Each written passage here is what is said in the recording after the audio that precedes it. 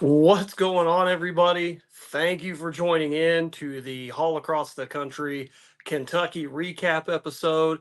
I figured we would try something brand new and shoot this episode live. That way, if anybody joins in, wants to ask questions, make any comments, anything like that, we can kind of go at this in a live environment and see how this works out. So, um, the Kentucky stretch has been it's been rough overall, but we have had so many amazing people that have reached out uh, along the way that have helped in immeasurable ways to get me through this state and get us ready to hit West Virginia tomorrow.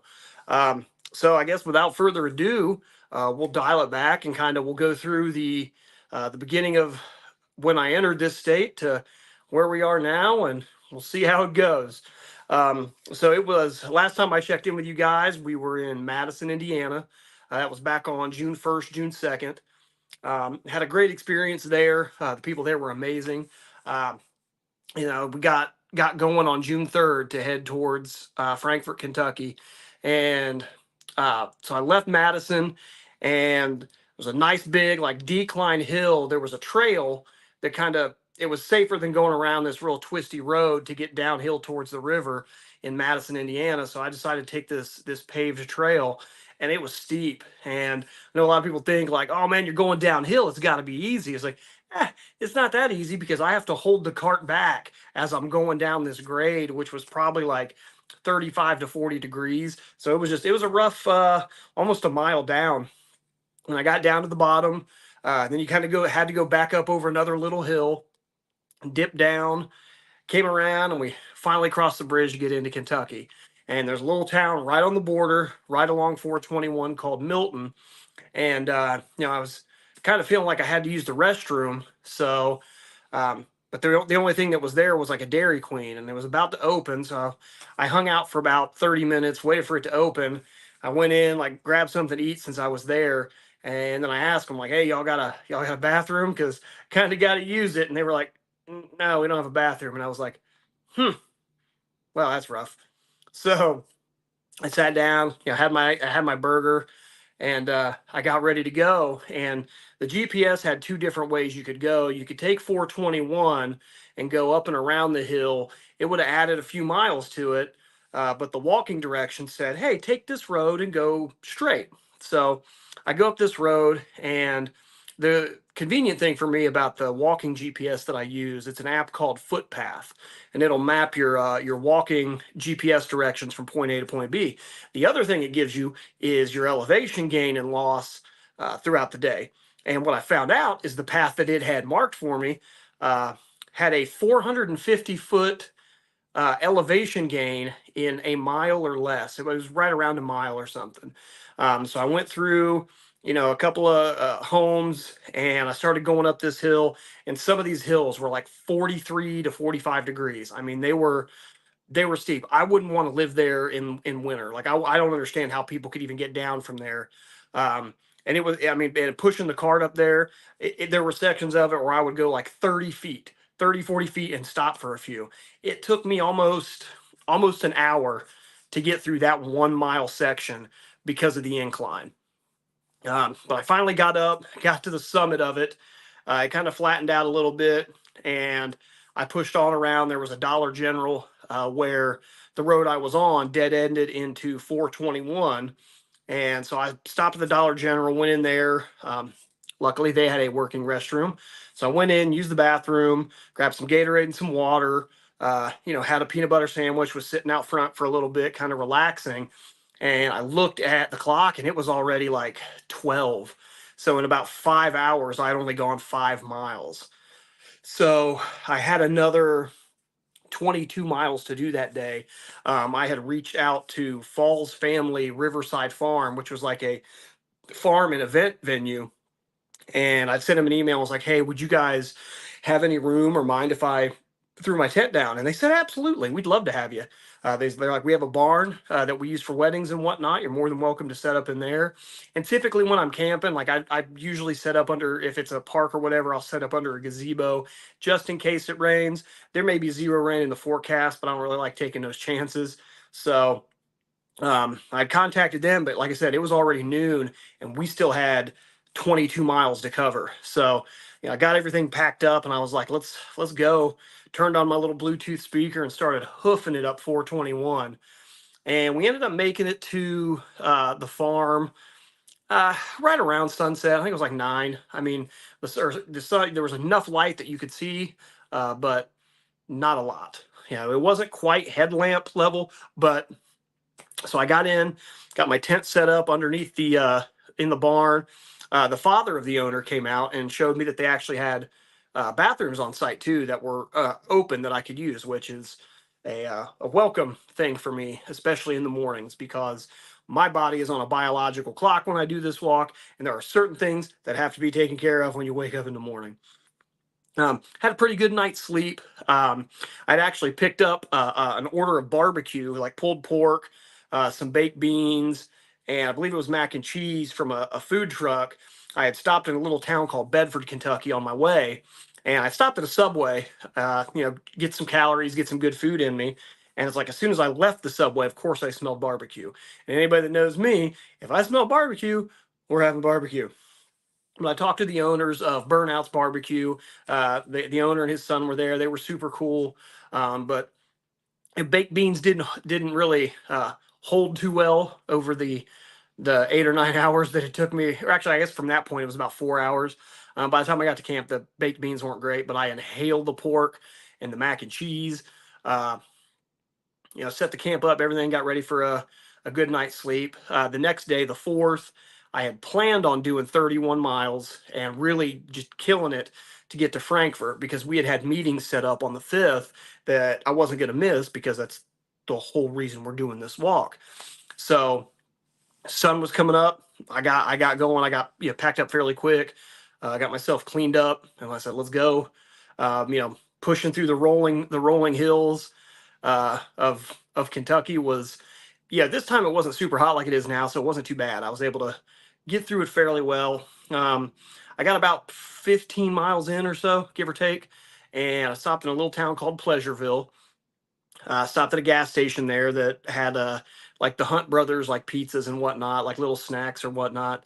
I'd also reached out or had somebody contact me, Elizabeth Troublehorn, who was at the time the friend of a friend that followed the walk, and she lived in Frankfurt. She offered to come out and pick up my cart so that I could get through the rest of the day as fast as possible, and which was essential because we had a lot of thunderstorms coming in, or like one big, like kind of heavy set of thunderstorms coming in, or a chance of it coming in later that afternoon.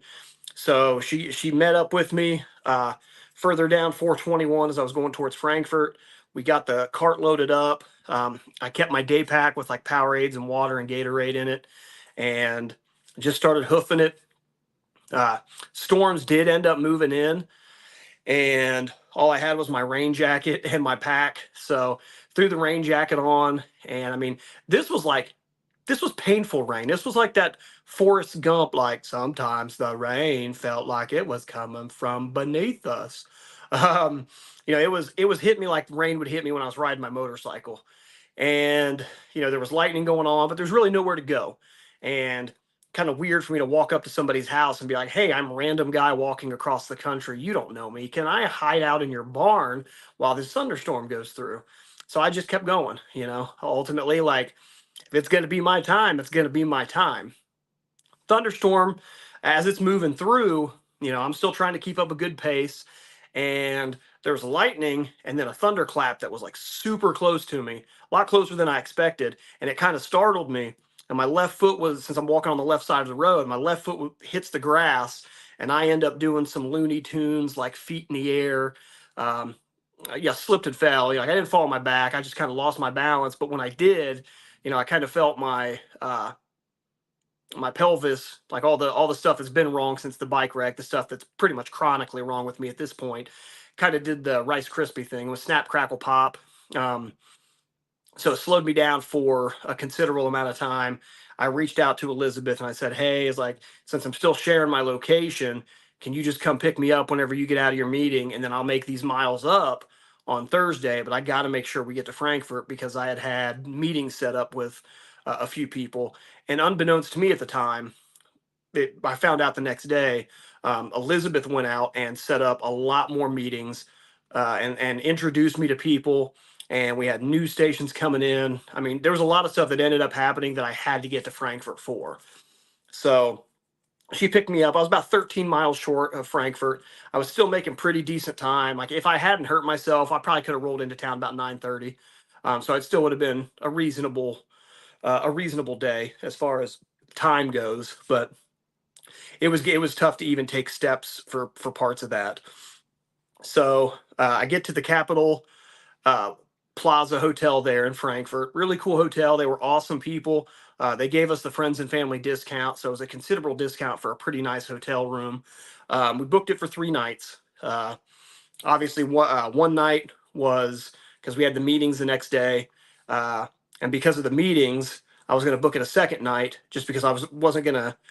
I wanted to make sure I had enough rest before we got back out. I did end up extending it one more day, so we stayed like 4 nights. Um, just because I woke up one day and the last day that I was planning on walking, and I didn't have my morning functions the way they didn't happen. So whenever that happens, it's kind of like a red flag for me to kind of hold back a little bit, because it ended up nothing really ended up being wrong with it. It was just it was a precautionary thing. Um, but on that Wednesday, the 5th, I got to sit down with Representative Ken Fleming, who has done a couple of things recently with mental health within the state of Kentucky that are really good. In 23, in February, he was pushing forward a bill for students that could text people, if they, if you're going through crisis. Um, and they were hoping to connect it with University of Louisville Health, to where, if you're going through crisis, you send the text out, you answer questions. It helps get you, a potential diagnosis, or helps get you to resources. It's modeled after a program they're currently using in Utah, which is really cool because I connected with the representative in Utah on my first walk who implemented that bill out there. And I even reached out to him and I said, "Hey, Steve, Representative Steve Elison out there." I said, "Steve," I was like, "kind of a small world." I was like, "But do you know Ken Fleming?" And he goes, "Yeah." He's like, "How'd you meet Ken?" And I told him, I was like, "Hey, I'm back on the road again, walking for mental health." And he was telling me about how he kind of got the idea from you guys about this text bill. Apparently, time ran out in the session last year to get that pushed through, but it is in Ken Fleming's plans to get that going back in, to push it through to hopefully make it a bill. The other thing he's really done with mental health in Kentucky is he's been pushing bills for psychiatric care for new mothers, dealing with like postpartum and things like that, which is a huge thing. So, that's one for sure. That's one representative in Kentucky that is actively making an effort to try to improve mental health here. After or on my way to meet with him, actually, I got to go to a committee meeting, and they had just finished. And this is some of the stuff that Elizabeth put together. I had contacted Ken Fleming uh, as I was getting ready to walk into Kentucky, and let him know when we were going to be there, if he'd be willing to meet.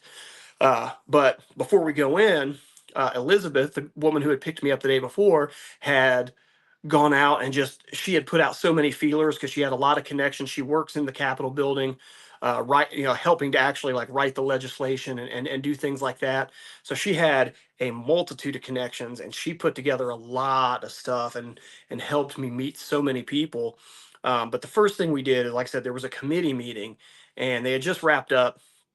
And I walked in, and the two of the women were there, and they asked, "Who is this the gentleman?"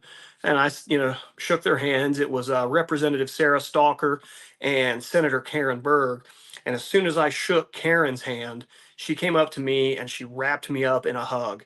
And some of you guys that know me know, I was a wrestler in high school. I wrestled in college for a couple of years. I have trained and wrestled against some very strong dudes, but I have never had anybody like hug, like lock around me as tight as she did. And, she whispered in my ear, she said, thank you for what you're doing. And it turned out, because I didn't realize it at first, that she had lost a son to suicide. And, um, that was one of those things for me that when I have those days that I question, is this making a difference, or is it helping anyone? When I have those situations where somebody reaches out like that and says, I appreciate what you're doing, it makes it brings it back to it brings the perspective back to things. It makes me realize that, yeah, we're doing something positive here. Not every it's not necessarily something that's quantifiable at this point, but we're making connections with people, and at the end of the day, that's making a difference. So it was an emotional experience for me. And then Sarah Stalker was also on that committee with her. She is helping. She's new, I guess, to the Capitol building, but she's really trying to push forward with a lot of mental health legislation as well, as far as starting to get stuff written and get it passed through. After meeting with them, I also got to meet with Brenda Rosen, who is the president of the Kentucky chapter of the National Association of Social Workers. Brenda was phenomenal. She helped introduce me to a lot more people at the Capitol, explained what I was doing.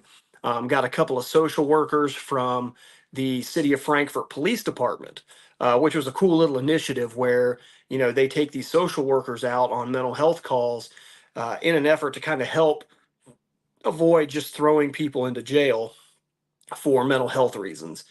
And she was, like I said, Brenda was amazing. Um, she went out and bought a bunch of snacks for me the following day, and um, she's put together some connections in West Virginia. Hopefully, some people we can sit down with when we get to Charleston. Uh, and then one of the bigger things for me on that day was my mom came into town, and we got to spend a little bit of time together. Uh, Not as much as I would have liked. We did have.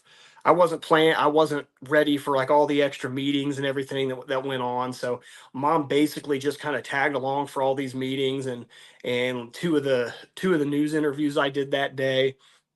But it was a wonderful day of meeting people in a capital city. One that kind of surprised me. Like, I never realized that Frankfort was such a small city for a capital, especially when you think about Louisville and Lexington in Kentucky. Like, I've even talked to my friends and stuff that were like, "Oh, I didn't realize Frankfort was the capital because Louisville and Lexington are so much bigger." But to meet so many people that are interested in mental health, or are trying to make changes in the way we treat mental health in that kind of a small of an area is really awesome to see. It was great. Um, the next day I woke up and I had a text the previous day from LEX 18. One of their reporters, Evan, wanted to interview me the following day. And I said, well, we got to get out kind of early. I got to make up my 13 miles so I could basically walk from where I was picked up to go back in so I can officially have walked to the Capitol. And he came out, like, we did an interview, we talked, and he ended up actually walking the first mile of the day with me, continuing to ask questions and get some audio for the interview. But like, it was kind of a warm day, and this guy was still like, he said he just got off the set from the morning show there that he does and drove straight out to meet me. So he walked a mile with me in long pants and a button-up shirt, keeping up with me, asking questions and getting that video and audio for the interview. So that was really cool.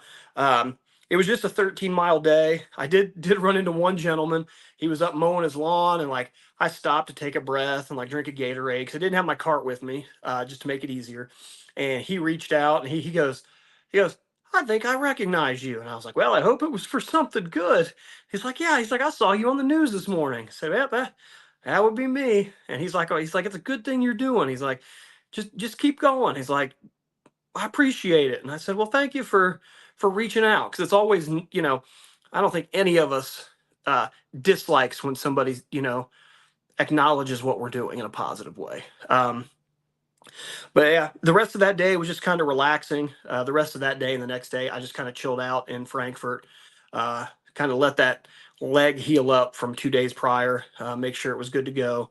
Um, on the 8th, I got ready to head to Georgetown, Kentucky. And I think the last time I'd been to Georgetown, I was probably about 9. My mom had taken my sister and I. We went to see back when the Bengals did their training camp there. Um, but it was temperatures are obviously starting to pick up. It's getting closer to summertime. Not overly oppressive like it is now, but it was warm. And taking the road out there, very narrow. Uh, Luckily, I did not have a cardigan. Elizabeth was willing to transport the cart to a hotel in Georgetown that she donated. And we had reached out to Georgetown Fire, and nobody really reached out back to us to confirm whether or not it was going to be okay to camp, um, which kind of stunk because one of their stations was right across from the hotel room that we booked, and there was plenty of grass there that looked real fine from a tent. But it is what it is. Sometimes you don't hear back. No sense in getting mad about it. What good does it do? Sometimes things don't go our way. You just got to make it happen. You just got to keep going forward. Um, you know, Other than that, downtown Georgetown was a pretty cool looking place. If I hadn't been 17, 18 miles into my day at that point, I probably would have, hung around and like gone into a couple of the shops or, maybe had lunch or had dinner there. So it was kind of later in the evening. Um, but yeah, at that point, I think I remember it was about 17 miles in and there was a bench there and I sat down, and that's the downside. It's nice when I don't have to push the 150-ish pounds worth of gear around. But the downside of that is I don't have my chair. So, usually when I'm pushing the cart, I'll go, 6, 7 miles or a couple of hours, pull the chair out, sit down, put my feet up, grab a snack, have a drink. My feet aren't under constant stress all day long when I'm using the cart because I can pull the chair out. When I don't have the cart, obviously I'm not just going to carry a full size camping chair with me. So didn't have that luxury. So I got 17 miles into the day and my feet were screaming at me. Got back up, finished getting to the Baymont in there, um, got some food in me, got the cart ready for the next, got it all ready to actually start walking the next day, and reached out. There was a gentleman from the Georgetown newspaper. He'd reached out to me, and I responded, and he asked, he's like, "Sorry it took me so long to get back to you." He's like, "Would you want to, would it be too late to try to interview you in the morning, like for, we go grab breakfast?" I was like, "That's fine." I was like, "There's a Cracker Barrel right next to here." So we sat down, and we had breakfast, and we were talking about suicide, and we talked about the walk and why I'm doing the walk. And I told him, I was like, it's at the end of the day, I just don't want more people to take their lives. I don't want people leaving this world, before it's their time. Although some would always argue that if they did take their life, that was quote unquote their time. But I don't want people taking their lives. I just don't. I hate it. And there was a gentleman that was behind us who came up, and he said, he's like, "Hey, I didn't mean to, I wasn't eavesdropping, but I kind of heard what you guys were talking about."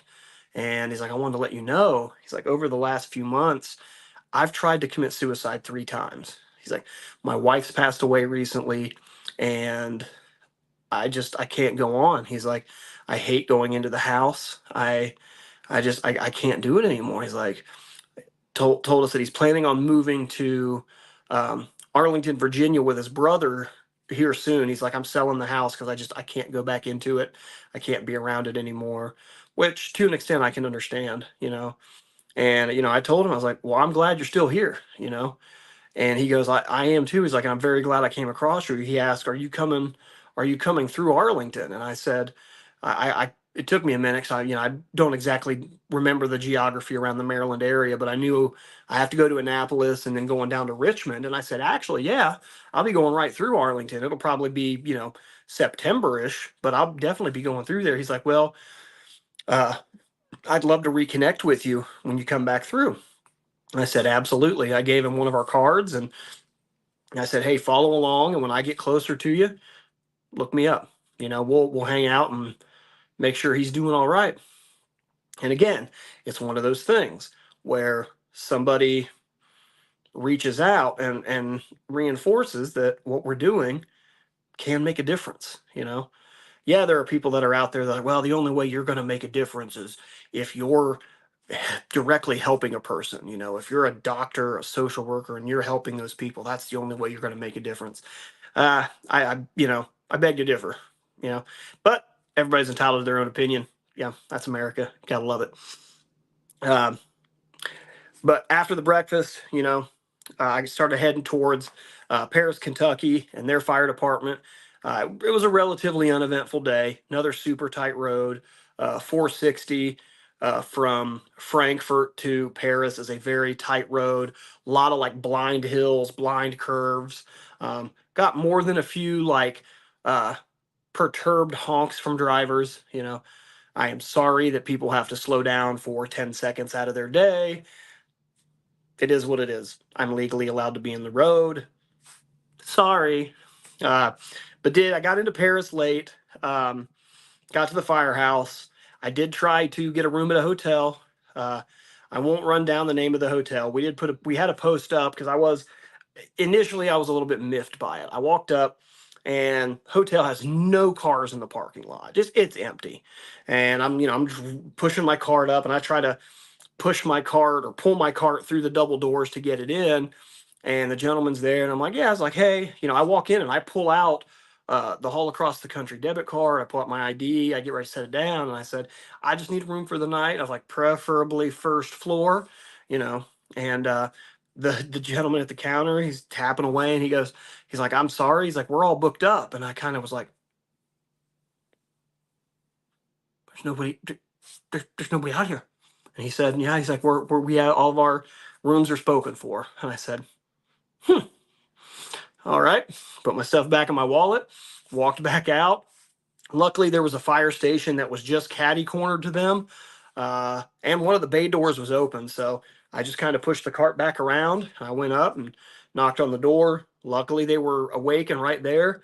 And I said, hey, it's like I explained, I'm walking across the country for mental health. It's like, I tried to get a room at the hotel. They're apparently booked up. And I looked over again, and like me and the lieutenant was like, they're booked up with all those cars that aren't in the parking lot. I was like, would you guys be okay if I threw my tent up here for the night? They're like, yeah, absolutely. They went out on a call. I had some dinner, tried to get rehydrated, set my tent up, and got up the next day and started getting ready to head from Paris to parts unknown. That day, the 10th was kind of like one of the few like iffy days in Kentucky because there were no cities, no fire stations in between where I was at in Paris and like the next kind of like bigger city, Maysville. It was just kind of like there's just nothing there. But as I was walking, I stopped in a little town called Millersburg. They had a gas station there, and luckily this time, like I had been going up Route 68, which was kind of cool because it connected me to like back home because 68 runs fairly close to where I'm from back in Ohio. So it was kind of like, oh, it's almost like I feel like I'm kind of at home here. But the beautiful thing about 68 is it had a shoulder. And I think from this point forward with the walk as much as possible, I'm gonna try to route it as long as it doesn't add like an exorbitant amount of miles. We're going to try to stick to the like walkable state highways that have shoulders on them. One, I can just make up ground faster, but really it's actually safer.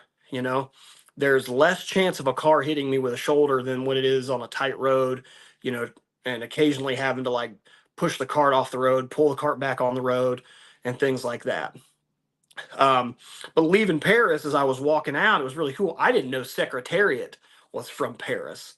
Uh, they had a little park there, like a little park in downtown Paris, which was a really cool, like downtown area. And that's one of the things I've loved about either walk, as you know, I've never really gone through a lot of the big cities. I've been through a lot of rural America, and seeing these small downtown areas for some reason is just like incredibly charming to me. It's like a really cool, like like old timey TV show type feel. I don't know. It's hard to explain. Um, I actually did look up the farm where Secretariat was from, and if it hadn't been like a half or three quarters of a mile in the wrong direction, I would have visited. I would have visited a horse's grave site because it would have been cool, but it was in the wrong direction. And I hate adding miles that I don't need to add to my day. So I got going on 68, and I'd gotten to Millersburg. I went to this gas station, grabbed some food, popped my chair out to take a rest, and there was a gentleman had a Vietnam veteran hat on, and he was on a scooter. And I'm sitting there, and I'm eating my food and drinking my Gatorade. I even got a soda just to put a few more extra calories in for that day for the rest of the walk. And he's like, "Did I see you on the news a few days ago?" And I was like, I was kind of shocked by it because, it seemed like I had walked so far, and apparently I really hadn't. But I was like, yeah, I feel like I'd walked so far that there wasn't like the news stations that covered me wouldn't have been broadcast out to where I was at. And I was like, yeah, I was like, that's me. I was like, he's like, it's a really good thing you're doing. He's like, I'm a Vietnam vet. You can tell I'm disabled. And he goes, he's like, I wake up, I have a lot of times where my PTSD and my flashbacks like wake me up in the middle of the night. And he said, in the last month and a half, he's like, I even had my gun out and I was ready to kill myself. He's like, but a state highway patrolman came by and they got the gun from him, and he said that the highway patrolman came back like 2 or 3 days later and checked on him. And I was like, man, that's phenomenal. I was like, that's how you police. That's how you show the people that you're taking care of, that or that you're, responsible for protecting, that you do care. Like that's really cool. He's like, yeah, he's like, I never really was suicidal. He's like, just in that moment, he's like, I felt like I was ready to go. And I was like, well, I was like, it's just like my walk. I was like, just get to the end of this day. I was like, if you can make it to the end of the day, you go to bed, you wake up, tomorrow's a new day, and you just make it to the end of that day. And he was like, that's a good philosophy. He's like, I think I'll be pretty good. He's like, I don't really feel like I'm going to get there again. He's like, but he's like, I didn't really like being there in the first place. And I told him from my experience, I said, yeah, it's a terrible place to be. And that's why I do this, because I've been in a hospital bed, my body absolutely broken, trying to hang myself because I don't want to be here anymore. And I don't want anybody to ever go through that. I don't want anybody to ever think like there's nothing else left for them, that's the way out, because it's not. Um, but and that was one of those things. It was a warm day. I had this meeting with this gentleman, and it reinvigorated me for the second half of the day. And he had started talking to a couple of friends that came into the gas station, and I had reached out to a couple of places that were somewhat midway on the walk of what could be sort of midway towards Maysville, Kentucky. And one was was like an Airbnb type or bed and breakfast type place, and the other was a wildlife park, like, which to me was completely random. I was like, "There's a wildlife park in Kentucky, like not a zoo, but like this wildlife park." And I sent them both emails and didn't hear back. So I was kind of like, that stinks. But I was sitting there at this gas station. I was like, you know what? I'm going to go for it. And I found the wildlife park on Facebook. Sent him a message. I said, hey, my name's Joe Hall. I'm walking across the country with my nonprofit, raising awareness for mental health and suicide prevention. You guys are kind of along the midway point for me. I was like, would it be okay if I threw my tent up for the night? And they were like, absolutely. I started connecting with the owner, and she reached back out. She said, well, if you want, she said, we have an Airbnb on the property. She's like, you're more than welcome to sleep in it tonight. And I was like, what? I get to take a shower? Let me tell you guys, and I've said it before on some of the other podcasts, I've said it on some of the posts on Facebook, but like doing this, when you get a chance to shower, you take the shower, because I'm a guy who likes to shower. Like I one shower a day minimum for me. And when I don't get like, you feel grimy, especially doing what I'm doing. I'm just sweating all day long. So, um, and she even said, "Hey, there's a pizza place in Carlisle, Kentucky that'll deliver out there. You just got to let them know that you're in the Airbnb at the back of the property." And I was like, "Cool." So I finished pushing there. And she's like, "I'm sorry." And when I messaged her, I was like, "Yeah," I was like, "I wish I'd known about this hill, because like once I got on the property, then I'd push up the gravel road, which really wasn't too bad because there were compact areas, but it was another climb, and I was like, ugh." So I had about another half-mile climb or so to get up to the Airbnb, but it was amazing because like once I got out there, it had like a nice view of like the rolling hills. It was kind of at the top of one of the hills, so all you really kind of saw were like the summits, the tops of all these hills, and the blue sky. Just a really nice view. Um, Ordered my pizza from the place she recommended. Had a pretty good night's sleep. Get up the next morning, and they're like, "Hey," she messaged me and was like, "Hey, we're gonna cook breakfast in the morning. I'd love for you to come by on your way out, and we could have breakfast and talk about what you're doing." I said, "Cool." Went down there, got to pet her dogs. We had breakfast, met her and her husband. Phenomenal people. The only sad part of it for me was that the wildlife park is closed on Mondays and Tuesdays. And it was a Monday night that I was there because I wanted to pet all of the animals. I love animals. And um, part of that was like part of the reason I had reached out to them in the first place, because I saw that they were an animal park. And I was like, "Oh, it would be awesome if I get there early enough that I still have a few hours that I could, pay the admission and, see the animals, pet the animals, feed the animals, like basically be a very large 7-year-old." Um, I joked with her that I was going to attempt to steal a sloth and take it with me for the rest of the journey. I obviously did not. But Wentz Wildlife Adventure, uh, they were amazing. After we got done talking, they made a donation to me, and then they shared the walk. And from their sharing it, a considerable amount of people joined in and started following along, which for me is even bigger than the monetary donation. Um, the more people we get following along is the chance to reach more people, is a chance to find more people who are struggling and let them know that there is hope and that there are people out there that care about what they're going through. Um, and like I said, they shared it, and I started seeing followers just kind of pour into the Facebook page.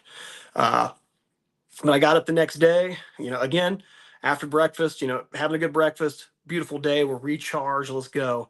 So I had 20 miles on the 11th to get to Mayslick, Kentucky. Their fire department had like a community center attached to it, and they said, "Hey, you're more than welcome to pitch your tent here." So, I'm going up and down 68. Again, rolling hills, a couple decent climbs, but shoulders. Love shoulders on the road. It just makes my day so much less stressful. And but I'm going, and one woman kind of, she starts driving by me. She slows down and she asks if I'm okay. I was like, "I'm fine. I'm walking across the country." I was like, "Just heading for Mayslick today." She's like, "Okay," because apparently um, someone had called dispatch for Fleming County, Kentucky.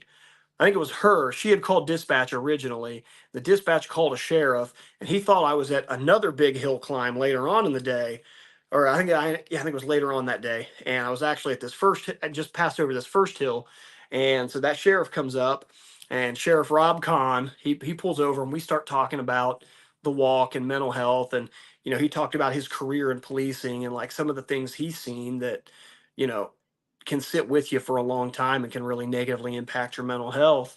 And as we're sitting there talking, Jenny, the dispatcher that saw me the first time, she drives back by and pulls over. So, we're sitting there, we're all three talking. They both give me money to grab a meal, and we take a picture together. And Rob shares the walk on his Facebook page and says, "Hey, if you guys see this guy along 68 or the double A, which is the road I took for the last few days, like, reach out, talk to him, help him if you can. Just, this is what he's walking for, and reach out to the guy."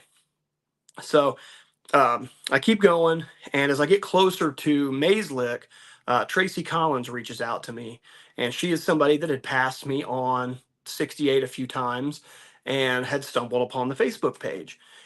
And she's like, she asked where I was sleeping for the night. And I was like, well, um, originally I was just going to go to the Baptist church in Mayslick and throw the tent up and just pray nobody tried to get me in trouble for trespassing. But then we got the word from the fire department. Well, she asked me if there was any type of food I would want from the Mayslick Dinner Bell, which is a restaurant right next to the fire station. And I was like, well, let me look at it. And I got like a hamburger and some potato skins. And uh, she's like, well, we'll pick it up so you can have it when you get here, because like I got there right after the restaurant closed for the night. So we got there and I sat down and I talked with her and her mother and her daughter. And, Tracy is a phenomenal person. She has encountered so much adversity in her life. She's had like a few different strains of Lyme disease. And I hope she doesn't mind me, sharing her story. I know she said she's writing a book, but like, she's mostly wheelchair bound, but the amount of positivity from this woman, it was amazing. It radiated. Like, you couldn't be around her and not be in a good mood. She was just that way. And so was her mom and her daughter. Like, they were just supremely positive people. And it was refreshing. It's always nice to be around that, especially when you're somebody like me who is almost perpetually negative, usually with regards to myself.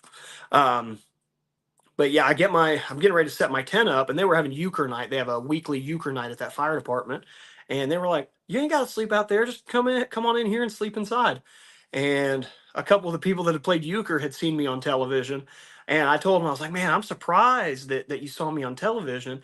And they thought I meant like, "Oh, they're too like too country or too hillbilly." He's like, "Yeah." He's like, "We even have running water here." And I was like, "No, that's not what I meant." I was like, "I just didn't think that your that the television stations that interviewed me would reach this far." And they're like, "No, they did." It's like, a few people had seen me and had seen me on the news and then seen me walking that day.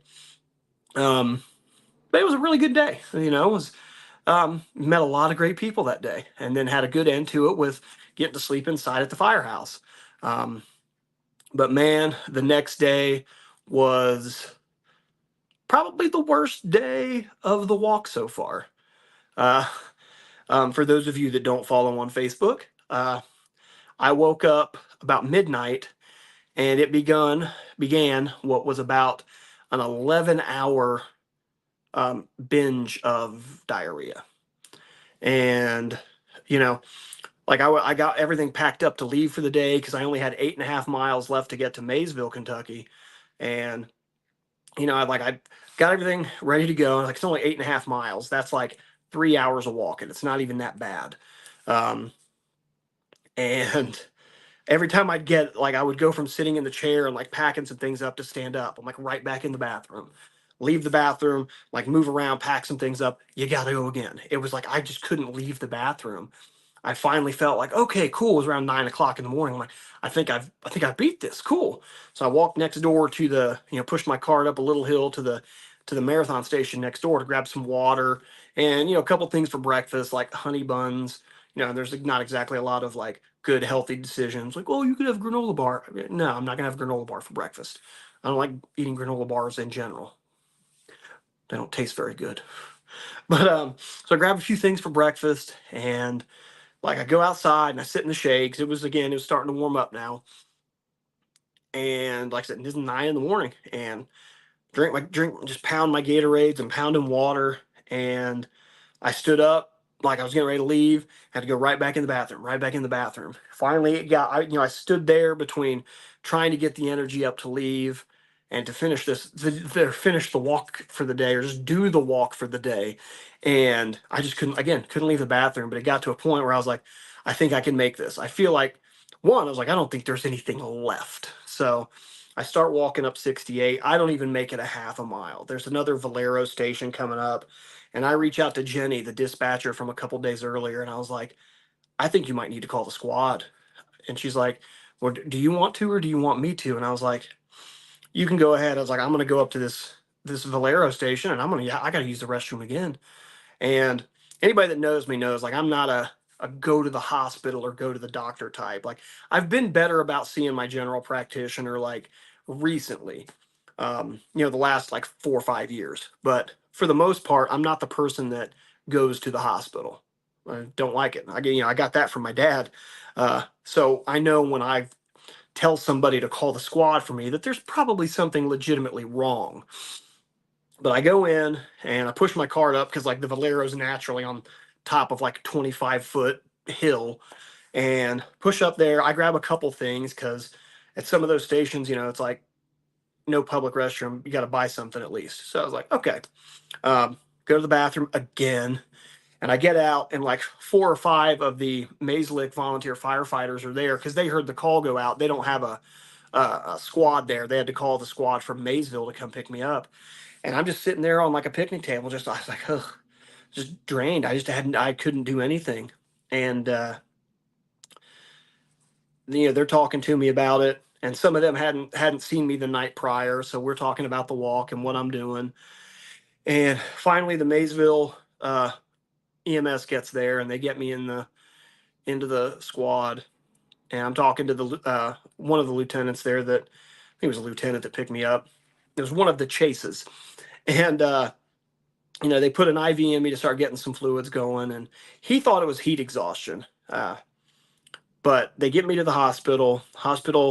Um, they continue the fluids. I ended up going through like 2.5 bags of IV fluids, and they took a urine test. It turned out it was a good thing that I called the squad on myself because I apparently also had a urinary tract infection, which was crazy because I wasn't having any issues with that aspect of my life. But luckily, we got in.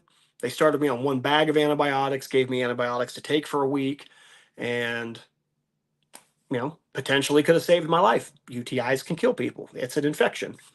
Um, and then Jenny, amazing dispatcher, she picks me up from the hospital and took me to Walmart to go pick up my prescriptions.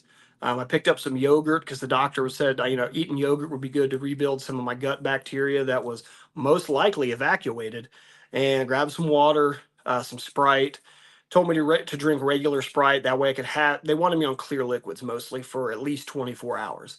So I was, had some Sprites, and like I said, the yogurt, uh, regular Sprite just to put calories in. And so that night, Wednesday, I went back to the fire station. I texted the chief, Chief Gifford. I said, hey, I was like, I got to stay at least tonight. They don't want me to walk for 24 more hours, so I'll probably have to stay Thursday night as well.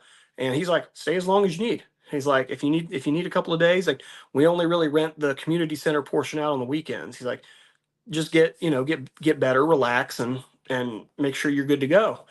And so I did. The Thursday night, Tracy and her family came back out.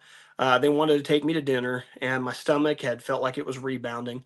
So I looked around, and it was her daughter's like birthday celebration, and there was a Fazoli's and a tumbleweed up in Maysville, and she's like, "We'll swing by and pick you up, and you just tell us which one you want to go to." And I said, "Well, we'll do Fazoli's." I was like, "I don't really feel like trying to get a steak or anything with my stomach. I felt like spaghetti would have sat better." But we went to Fazoli's and had a good dinner, and woke up the next morning, the 14th, that Friday, and actually felt surprisingly good. Um, Thursday, it was a Thursday or Friday. Like I actually felt like a human being again. It was night and day as to how much better I felt. I walked the 8.5 miles to Maysville. We had a room at the Hampton Inn, and again, I just spent most of that day. Like, it had one pretty big climb. It was about a 1.5 mile road that was just pretty steady incline. It was still rough when you spent the last 48 hours not really eating anything other than a meal of spaghetti and breadsticks at Fazoli's. Um, yeah, we got to the hotel and rested that day, focused on just trying to drink water and rehydrate and get myself ready to go. And headed out the following day. Was going to shoot for Vanceburg, Kentucky. I had reached out uh, to the fire department, but my good friend Sarah actually beat me to it. She reached out got a hold of a dispatcher who got a hold of Aaron Gilbert, the chief for the Lewis County Fire Department, which is also like located in Vanceburg. They just service the county, and um, they said I could camp at the fire station. So I was like, cool. I think it ended up being like a 14, 15 mile day, not like a really bad day. Wasn't a lot of climbing. It was fairly just a decent warm walk. I get there and I meet with Aaron, and they're working on one of their engines. He drives me around town trying to find something to eat because there's just not a lot of options there. And I think that day that I got there, it was a Sunday, so there just wasn't a lot open. But apparently the Save a Lot had a little pizza place in it. And so I went there and ordered a pizza. And there was a gentleman that had messaged me on the Facebook page, Rocky Scott. And when he started messaging me, I didn't realize that Rocky was going to end up being such a phenomenal person. Not to say that I thought he was going to be like a dirt bag or anything, but like I wasn't ready for the amount of good that Rocky Scott would end up doing for me over the next few days. But he said, hey, I want to grab you dinner. I appreciate what you're doing. And I was like, hey man, I was like, well, we're already at Save a Lot and I've already paid. We're just waiting for my pizza to come out. And he drove from the little Subway at the gas station he was at, where he reimbursed me for my food. And we sat there and talked for a little bit and got my pizza. I went back to the firehouse. And at the same time I got back to the firehouse, there was a woman, Tammy, who found out about the walk on Facebook and how I was unsure of where I was going to get food from that night. So she also brought a couple of containers full of leftovers from a cookout, which again, that's fresh food. That's like home cooked food. Like that's the stuff I enjoy. And so I probably ate half a pizza, and then I started looking through. I was like, I didn't want to overeat. I know that's hard to believe to look at me, but I was like, man, I got to see what's in these two containers from the cookout. And so I opened one and like demolished the macaroni and cheese and the green beans, and the other one was like a full-on dessert container. It's like I ate all the fresh fruit. Had some like banana pudding, had some like whipped cream in the middle, so you could dip everything in there. Um, it was just I was like, "Is this so good?" I was like, "Thank you guys." Um, the next day we had planned to reach the Church of Christ in Quincy, which was going to be about 14-mile walk from Vanceburg. um, Got ready to leave Vanceburg and I stopped at a Sunoco station and I grabbed like two honey buns, a couple of zero sugar Gatorades, just because the lower sugar keeps me from pooing myself. And I grabbed a Monster. I don't typically do caffeine on this, especially when it's as hot as it is, but sometimes I just need an energy boost. And I'm sitting there waiting in line, and an older gentleman walks in, and he was like, "Is that your card out there?" And I was like, "Yes, sir." I was like, I'm walking across the country for mental health and suicide prevention. And he's like, "Oh," he's like, reaches in his wallet and he gives me $20 and walks out the door. So I use the $20 to pay for everything I had. And when I hand the $20 over there, it's his card. And it's Dane Blankenship, mayor of Vanceburg. And I had no idea because he's just dressed like a everyday dude. He walks in, gets his stuff, gives me a $20 bill, and just walks out like it's no big deal. And I was like, well, that's one of the coolest mayors I've ever met because he doesn't make a big deal about it. And I was like, man, I sat down, like had my breakfast, had my Gatorades, and there was a monster hill coming out of Vanceburg. And granted, I'm going to get ready to go through, West Virginia, Pennsylvania, New York. Like hills are still going to be there.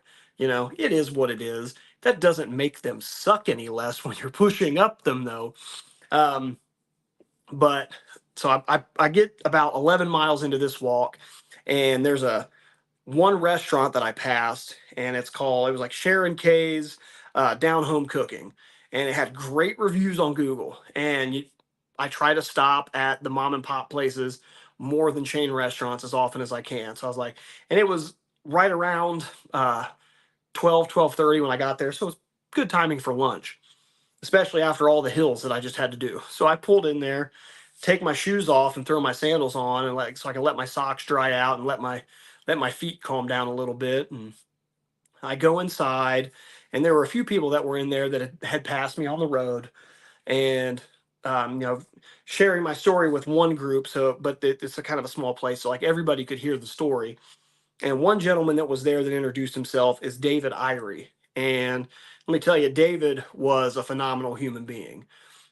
He is a quadriplegic who suffered an injury. I think he said it was sliding playing baseball, which is insane because most of us men have played baseball when we were younger, and it's like how many times do you slide in a game and like nothing ever happened? You know what I mean? Like he said it was just a fluke injury, but he started his own foundation that helps people with paraplegic that are quadriplegic, helps them out with resources, and helps them out with their mental health because you can get into that situation and lose your desire to live, you know. And David said he's like, yeah, I do quite a bit of work with the Cincinnati Reds and things like that, and just a really positive person despite his circumstances. And it's like, God, like I wish that I could be that level of positive, all the time. I think all of us do. He always had a smile on his face when we were talking. Like you could tell he was passionate about what he does too, which for me is the bigger thing. We took a picture together. We exchanged cards and everything. So he follows us on Facebook. We follow him. David was a phenomenal guy. Loved it. He and I get done talking, so I go back up to the bar area, sit down on my stool, and start eating my spaghetti and garlic bread. Which again, for this little restaurant in the middle of nowhere, the spaghetti and garlic bread was so great. But I start eating. The door opens up, and who walks in? But none other than Dane Blankenship, the mayor from Vanceburg. So he walks in and sits next to me. I was like, "Well, look at you." I was like, "Why didn't you tell me you were the mayor when you?" And he's like, it's just a job, He's like, it's just one of my jobs. It's like it's not who I am. It's not all of who I am. And we're sitting there, and he orders a hamburger. He originally orders it to go, and we're continuing to talk. And he goes, "Well, what are you doing for dinner tonight?" And I was like, "I'm probably not going to eat dinner." It's like I'm going to go the next 3.5 miles, throw my tent up, and we're going to call it a day. And he goes, "Well," he's like, "Well, why don't I pick your cart up and bring you back to the house?" He's like, "I'm cooking beer can chicken. My wife's making roasted red potatoes and some strawberry shortcake and corn on the cob." And he's like, "And then you can sleep at our place." And I was like, "Home cooked meal? 2 home cooked meals in a day? Are you kidding me?" So I said, "Absolutely." We exchanged phone numbers. I said, "I'll shoot you a message." Or I was like, "You can meet me around 4 o'clock at this intersection," which was the one that I had planned on getting to after he and I talked. I was like, "Well, if I'm not going to go all the way to the church, I'm going to go to this intersection because that'll make the following day a little bit shorter." Well, I get walking, and all of a sudden my phone starts to blow up because I can see the clouds or the sky starting to turn fairly dark gray. Uh, I start getting lightning alerts, lightning within 10 miles. So I send Dane a message. I'm like, "Hey," I was like, "I'm starting to get lightning alerts. We may have to move the pickup up a little bit." So he comes out. Still ended up going about between 13 and 14 miles that day. But this was the first day of the heat wave when it moved in. And I knew that when he got to me, I had started to get to the point where I was kind of like dry heaving. And I wasn't dehydrated. I was still sweating. My mouth wasn't dry, but I was just kind of like, eh, eh. So he picks me up, and I take a picture of where I'm at so that when I start the next day, I can prove that I started exactly at the same point. Uh, but we get to his place and he's cooking dinner, and Rocky Scott, the gentleman from the day before that bought me dinner, reaches out and he said, "Hey, I will take your cart from Quincy to where I was supposed to be to Lloyd, Kentucky, to the fire station, uh, so you don't have to push it up all the hills because there was a section on the double A between Quincy and Lloyd that had two just, again, not quite 45-degree hills like the first one that I pushed through when I got into Kentucky, but these were sizable climbs in these super hot temperatures. Um, so I said, absolutely. I was like, if you're willing." He's like, "I got to head out that way anyway to do it, to finish up a job." He's like, "We'll just throw your cart on the trailer, strap it down, and when the fire department uh, lets us know that they're there to take the cart, we'll drop it off." And I said, "Sounds good." I messaged him that like, "Hey, I'm not in Quincy now. I'm still in Vanceburg. Make it a little bit easier for you to pick it up in the morning." And but So we're sitting there at Dane's, and man, like the beer can chicken was delicious. First time in my life I think I'd ever had beer can chicken. The red potatoes that his wife made were delicious. The corn on the cob was great, but his wife Debbie made strawberry shortcake, and I'm not even really like a big strawberry shortcake guy, but she made it like fresh strawberries. Everything was from scratch, including the cream that she had. I was in heaven eating this stuff. But I'm pounding water, trying to get rehydrated. Dane and I and Debbie and I, we all talk like all night. Dane shares part of his life story, which does include, and I'm not gonna tell his story without his permission, but he's had his set of mental health, um, his own set of mental health issues and struggles that he's overcome in his life, and I'm very proud of him for what he's done, given everything that he's been through. Um, since he's one of the most phenomenal men I've met on these walks, just knowing what he's been through and everything. Um, but I asked him, we get done eating everything. I was like, okay, well, where do you want me to set my tent up at? And he's like, he looked over at his wife and she's like, it's fine. And he's like, we trust you. He's like, we got a spare bedroom. You're more than welcome to it. You can grab a shower. And I was like, you said the magic word. I get to take a shower. Um, so, I grab my shower. I go to bed that night. And he had contacted the owner of the Sunoco there in Vanceburg and said, the owner had already said previously that I could grab whatever I needed for breakfast that day, and it would just be on the house, which was really awesome of them. Um, so I went there the next morning, had my day pack, and I just loaded it up with waters. Didn't even really go any Gatorades, so just waters. Um, Grabbed my usual, grabbed a couple honey buns for breakfast, and started the walk. And this was a rough day. I was 18.2 miles. Um, this was 2 days ago, I believe, and 3 days ago was the 17th. 4 days, I don't remember. They all run together at this point anyway. But like I said, two big climbs. But I get about 4 miles into it, and Rocky and his team, his construction guys come by, and I'd also seen Tammy, the woman who had brought me the cookout leftovers. She brought me another chill towel that you could, it's like, it almost feels like a chamois cloth, but you get it cold and it'll help cool your body down. She brought one that was like in an ice cold cooler. She brought a couple cold waters. So I'm throwing more cold waters in my backpack.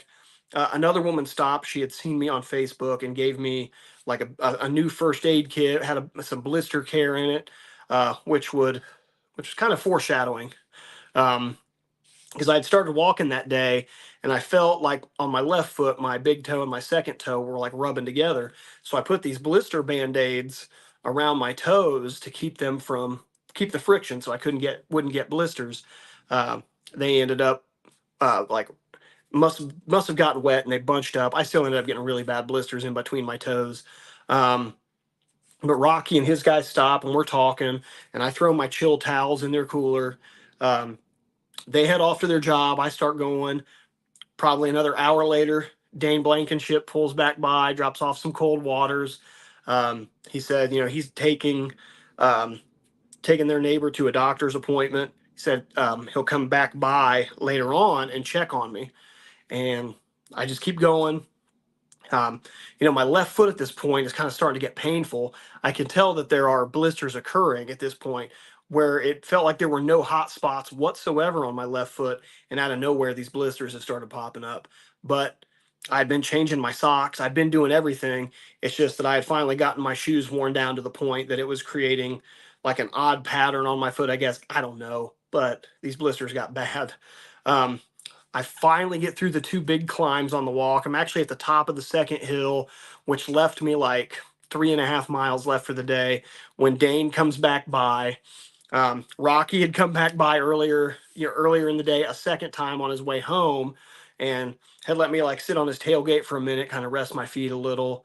Um, and we probably talked for about a half hour. And then I got to the top of the last hill, and that's where I saw Dane again. He actually was like, "Come here and sit in the car for a little bit and get some air conditioning." He brought me an A&W root beer. He's like, "Oh, that's probably not that good for you." I'm like, "I haven't eaten anything today since breakfast." I was like, "These calories are fine." but we're talking, and I was like, I'm ready to go. He's like, are you sure you don't need anything? I'm like, yeah. It's like, you have done more than enough to help me out. I finish the rest of the way. I get to Lloyd, Kentucky Volunteer Fire Department. Their chief had reached out to me because someone had told him what I'm doing, and he said, I would love it. I'd love for you to come by. He's like, come by. He's like, we'll have ice cold water for you. He's like, we'll have food ready for you. He's like, you're more than welcome to crash here, and you're more than welcome to crash inside. And I was like, yes, because when you're as big as me, you do not want to sleep in a tent when it's as hot as it is. Like, I like it to only be about 70. 70 is about the warmest it can get for me to be able to fall asleep in a tent. Otherwise, I'm just sweating everywhere. Um, so I get there, and I talked to Jordan, the fire chief there, and it turns out that he is a CIT, a crisis intervention sheriff. That's one of the things they do here. Um, it's like an optional thing where you can, take these extra courses so you can be better at dealing with the mental health aspect of some of their calls. Again, just making sure we don't just randomly just start taking people to the hospital for mental health issues when they could be treated better, or you can resolve it without having to take them to jail in the first place. Um, and he says, hey, he's like, tomorrow morning, I know you're going to your aunt's in Flatwoods. I've got to go do some jobs over that way. He's like, do you want us to take your cart? And I was like, yeah. I was like, this is 3 days in a row where I don't have to push my cart. Um, and it was only like a 12-mile walk from there to my aunt. So it wasn't like a huge walk, and there were gas stations. So I knew I could stop in and grab like a water, grab a Gatorade. It's like, I didn't even take a backpack. I took my earbuds and my wallet and my phone. I said, all right. I packed everything up. He took it over to my aunt's house. Um, my mom and sister stopped about 10 o'clock. They came down because it's not a super far drive for them. We had like a little mini family reunion at my aunt's place. She bought Giovanni's pizza. Like, a lot of people from that side of the family came over to us, or came over with us, and we all like just ate together, told stories, joked around, just had a good time. Um, my aunt let me sleep up in the king bed in the guest room, and super comfortable bed. Only downside was is I don't know if any of you have seen me in person. I am not a tall person. This was a pretty tall king bed. I actually had to like grab the sheet and pull myself up into bed. Um, but got up, got ready to leave the next day. And luckily, the night before, my mom and sister had brought one of my brand new pair of shoes from home, one of my Ultra pairs. So the shoes I had before, to let you know how bad they were if you don't follow along with any of the social media. My right foot, which is the one that has zero blisters on it, this is the part that boggles my mind, had actually worn through so deep that you could actually see through the sole. The left, they both wear down to the outside because that's how I walk. There's obviously something wrong with my gait because my right foot was wearing way worse than the left foot. It's probably something left over from the bike wreck. You know, I don't really know if I could just stop at random chiropractors along my walk and have them try to attempt to fix it. Uh, but but yeah, the shoes were in bad shape. There was no way I could have done any more days on them. So I got my new shoes, and we were new shoe goofing at this point. Uh, and yesterday, the goal was going to go to Canova, West Virginia. Um, Jordan, the chief at Lloyd, said he had reached out to Canova, and they said they were fairly certain that their chief would be cool if I were to sleep indoors there. And but what had happened is, even with moleskin and wrapping, and I even put two pair of socks on my left foot, the blisters were just so bad that I just shut it down. And uh, I reached out to Brenda Rosen, who had said she had some connections around here. I was like, "Hey, do you haven't know anybody that's got any connections to the Best Western?" I was like, "Cause I'm gonna have to take a couple of days off to try to let some of these blisters dry out, cause it's painful." And she was like, she ended up donating the money for the room, which was awesome. Thank you, Brenda. Um, so that's where we're at right now. I have spent. This is my last night here at Best Western. We're gonna hit West Virginia tomorrow. Not sure exactly where we're going to go in West Virginia. It's about 68 miles to Charleston. Uh, I have reached out to Delegate Kayla Young in Charleston, West Virginia, as she has, I can't remember exactly when she got into office. I want to say it was 2022, but the laundry list of bills that she is trying to help push through the state of West Virginia is phenomenal. And there's a large one that has to deal with mental health in that state. So I really want to try to get a chance to sit down and talk with her. Like I said, I've emailed her. I've messaged her on Facebook. Have not heard back yet, so we're hoping that we do. Um, but yeah, it's been, obviously I've had hiccups in the first two states so far as getting hung up for a couple of days, and there have been people who genuinely mean well that say, are you sure that you're doing the right thing? Like maybe you should come back and like train and whatnot and get ready for this. And I was like, all the training in the world wouldn't change my wheel braking in Columbus, Indiana. Or all the training in the world wouldn't have changed the fact that I started off in the wrong size shoes, which is what caused my pinky blisters when I started off with. All the training in the world doesn't keep you from getting a urinary tract infection and having diarrhea. This is just stuff that happens. Part of this walk is also about overcoming adversity. And that's what I'm going to keep doing. I'm going to keep getting up, maybe, yeah, I'm going to take rest days here and there, but I'm going to keep getting up and I'm going to keep walking. And, you know, I'm going to take the bad with the phenomenal amount of good that's come along on this walk. Kentucky has set a very high bar when it comes to hospitality and spreading the message that a lot of states are going to struggle to live up to. You know, um, over the last week or so, we've probably gained 300 to 400 people on our Facebook page as far as followers. That's crazy. We had 1,800 when we started, which were, all from the first walk. And I think we're closing in on 2,300 now.